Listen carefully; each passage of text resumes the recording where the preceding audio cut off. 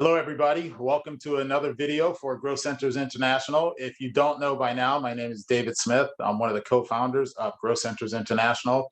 And today I'd like to talk to you about Growth Centers International as an impact investment. We hear a lot, we read a lot about impact investing, and simply what that is the ability to choose and direct your investment dollars into a vehicle that'll have some sort of measurable impact on some societal aspect. And ideally, that impact will be aligned with whatever your core values are. So there are some reasons that we started the company. There's a vision that we have. I'd like to share a little bit of that with you. And also, if that aligns with your profile or your directives as an impact investor, hopefully you would like to jump on board with us. So that being said, as you can see here, Growth Centers International is a real estate firm. That's what we do. We develop real estate specifically for the cannabis industry. And delving a little bit deeper, we'll take a building such as this, let's say 300,000 square feet, and we'll provide all of the infrastructure so that small to mid-sized cannabis cultivators can lease these grow suites. And these grow suites could be anywhere from 5,000 to 10,000, 20,000 square feet. For them, it mitigates the need to invest a lot of CapEx into infrastructure, into things like redundant HVAC systems, redundant electrical systems, power stations, substations. Obviously, we've got the security, not only at the perimeter of the entire parcel, but upon entry and also entry into the grow suites. That's a critical aspect. And as you can see here, we sell the quote unquote picks and axes. We sell the infrastructure. We enable this quote unquote green rush to happen. And from our standpoint, we want to make sure that we level the playing field so that we give the small to mid-sized cannabis cultivators the ability to compete and compete well against some of the large conglomerates who have maybe these unlimited resources from a monetary aspect. By providing this infrastructure, you see some of the things here that we touched upon before, but really what that does is by reducing the need for CapEx and putting this infrastructure in an OpEx model, it really affects the small to mid-sized cannabis cultivators' balance sheet in a very positive way. Now they can get better access and better terms on their money as they're looking for expansion capital, as they look to invest this into other aspects of their business, such as maybe a COGS, a cost of goods sold, or some other aspect of it. Again, from our standpoint, by providing this olive branch to the small to mid-sized cannabis cultivators, what we're doing is we're really facilitating entrepreneurship, typically within an audience that has been affected somehow and to some degree, which can vary, by the quote unquote war on drugs. And that's where we see a lot of social equity, but it doesn't quite stop there. I'll go into some of these things. Let's talk about the value to you as an investor when you're starting to look at social impacts, or I'm sorry, impact investing, social equity, that type of thing. I'll break these down into headers, specifically as we start talking about the cannabis industry and social equity. Again, the war on drugs, well documented, big failure, devastated just millions and millions of lives, either through direct incarceration, prison terms, effects on family, on generation, taking a patriarch or a matriarch out of the family picture. Again, the effects are almost immeasurable. So what we're looking to do is take this platform of real estate and allow entrepreneurship so that we can start rebuilding that family tree that has been affected by this war, so that we can hopefully help somebody create generational wealth. For us, it's more than just the real estate.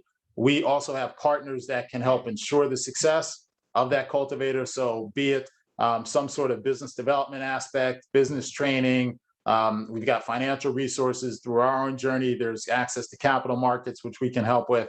But there's just a tremendous number of opportunities that we can provide for this cultivator coming in. And again, like I said, hopefully be an agent of change so that not only that entrepreneur can thrive, but also the generations coming behind that entrepreneur, their direct children, if you will, kids, 3-4 generations. That's what we want. From an environmental standpoint, I think we've got a tremendous opportunity to provide a testing and a proving ground for things such as renewable energy, water conservation. As a lot of the irrigation techniques continue to improve, we're pretty much ground zero for that, and establishing really test data so that we can see the measurable effects, the efficiency, the efficacy, and all of the new technology that comes out, and we can incorporate that into an offering for our tenants, which would be, again, these small to mid-sized cannabis cultivators. All of this is going to not only have a positive effect on the planet, but also ideally reduce some of the operating expenses. From our business, well, let me back up. Our business model is to take that type of facility, which we described before, and also replicate that at different locations and metro centers throughout the country. So here, when you're starting to talk about a small to mid-sized cannabis cultivator that specifically operates in one particular geographical location, a lot of people have a real interest in investing locally. So it's that whole local boy does good. You know, you love to see a quote unquote kid from the neighborhood make it. And this is where we can actually provide an opportunity for a cannabis cultivator to really trumpet their cause and their ability as a local investment, a local craft cannabis cultivator. And then people have the opportunity to support that. There's a lot of things that can go into that. We start talking about concepts such as seed to sale. We start talking about QR coding and ledgers and that type of thing to make sure that we have some sort of measurement to see exactly the impact on a localized community. From the standpoint of the industry in terms of cannabis, I think by providing this infrastructure and modeling it, quote unquote, after the data center industry, we're really helping to eradicate that stigma of cannabis. And again, that goes back to the top, which is that war on drugs. That was all propaganda. There was a stigma associated with for a long time. I was even victim of it, to be honest with you. But by doing this, we actually help bring different standards to the industry, right? So no longer are we talking about facilities that may have subpar security systems, don't necessarily have the backup systems, don't necessarily have the digital controls to affect specific growing climates and that type of thing. So we're actually offering that to these small to mid-sized cannabis cultivators through our investment in the infrastructure and the technology. Furthermore, by us developing not only the building, but an entire campus around it, then we can start catering to other aspects of the industry, such as testing, such as distribution, such as medical R&D, a lot of other things as well that go into kind of like this campus-like ecosystem, which is only going to benefit any of our tenants. And again, our tenants are small to mid-sized cannabis cultivators. So for those who don't necessarily have millions of dollars to bring people on staff, now we've got an ecosystem which can thrive and they can take advantage of. Finally, from a community development standpoint, and this is something that personally is near and dear to my heart, we're talking about more than just a cannabis plant. So if you imagine we go into a community, let's say like a Flint, Michigan or something like that, which has obviously been devastated by a number of factors, we can go in and not only create jobs, and by that, I mean, not just create quote unquote blue collar jobs, but we can actually create career development. So if somebody's got no interest in being a cultivator or touching the plant, with our real estate platform, now we can provide opportunities for them in things such as design and engineering.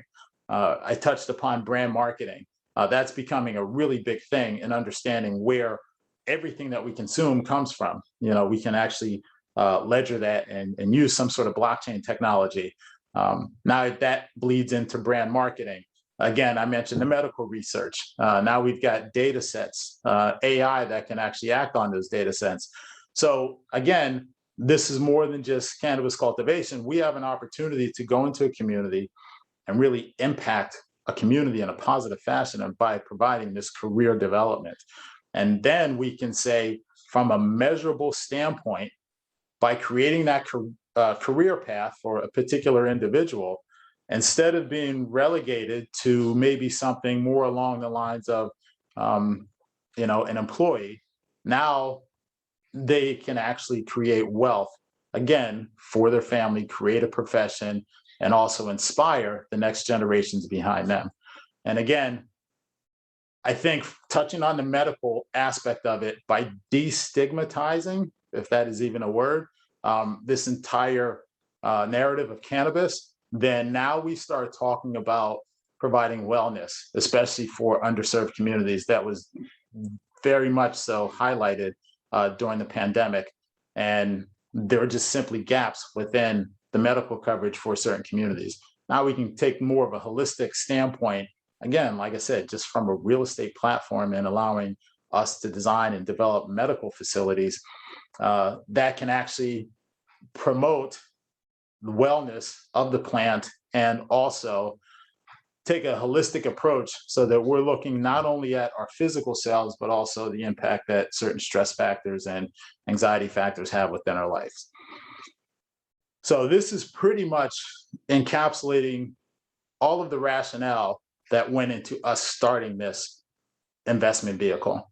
This is what we want to see happen. More than just the ROI. Yes, we have an opportunity to make some money. However, we have more of an opportunity to provide a social impact that's measurable and effective on a number of different fronts. If you have any questions, here's our contact info. You can always visit our website at gciassets.com. You can send email to invest@gciassetfund.com, and you see the telephone number there, 833-386-3424. So thank you for watching. If you have any questions, please contact us, hit us up, and let us know any questions or comments that you have. Thank you.